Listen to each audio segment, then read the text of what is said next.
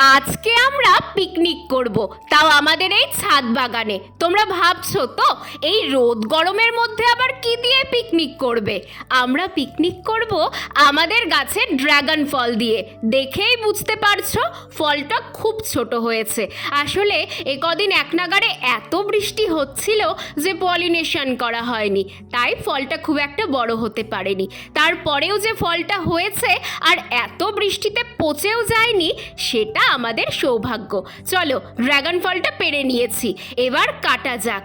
এত ছোট বলে এমনিতেই ফলটা খুব কিউট লাগছিল, এখন কাটার পর আরও কিউট লাগছে।